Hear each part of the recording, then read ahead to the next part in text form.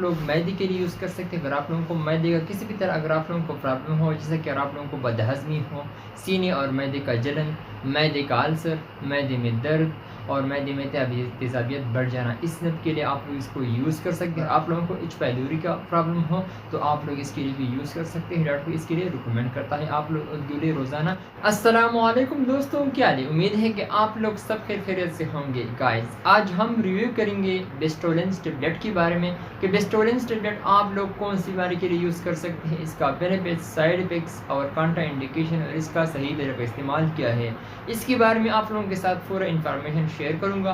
Video आखिर तक देखिए, लास्ट तक देखिए, वीडियो बिल्कुल स्किप नहीं करना। सो गाइस, चलते हैं वीडियो की तरफ। ये आप लोग देख सकते हैं स्क्रीन पर, ये बेस्टोलेंस टेबलेट है और ये असल की मैदे के लिए इस्तेमाल की जाती है। इसके बारे में आप लोगों के साथ पूरा इन्फॉर्मेशन दूंगा, तो आप लोग वीडियो आखिर तक देखिए, वीडियो बिल्कुल स्किप नहीं करना। तो आप लोग देख सकते हैं स्क्रीन पर, ये बेस्टोलेंस 30 mg टेबलेट है। इसमें आप लोगों को 30 mg मिल सकता है और इसका कंपोजिशन यानी फार्मूला है लेंसोप्राज़ोल।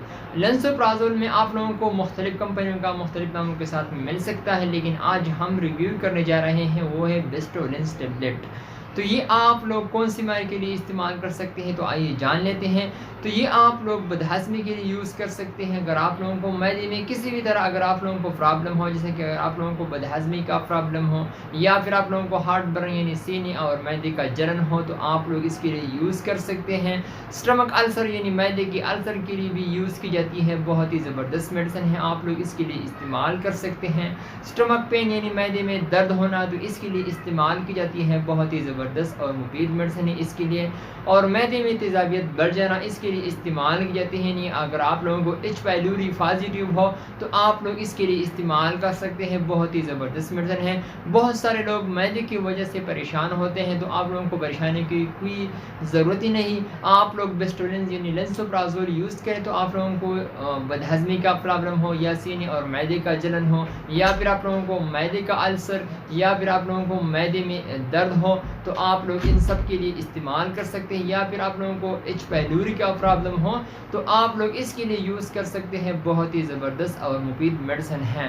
तो अगर हम इसकी साइड इफ़ेक्ट के हवाले से बात करें, तो आप लोगों को साइड इफ़ेक्ट डिजीनेस हो सकती है, वीकनेस हो सकती है, आप लोगों को डायरिया हो सकती है और आप लोगों को हार्ट रेट यानी इर्रेगुलर यानी आप लोगों को हार्ट रेट ज़्यादा हो सकता है। अगर आप लोगों को ये अलामात ज़ाहिर हुआ तो आप लोग डॉक्टर से ज़रूर मशवरा करें, ताकि आप लोगों को बाद में कोई परेशानी ना हो। तो अगर हम इसकी तरीक़ा इस्तेमाल के हवाले से बात की जाए, तो ये आप लोग एक गोली खाने से पहले नहार मुँह इस्तेमाल कर सकते हैं, यानी एक गोली रोज़ाना आप लोगों को खाने से पहले लेना है।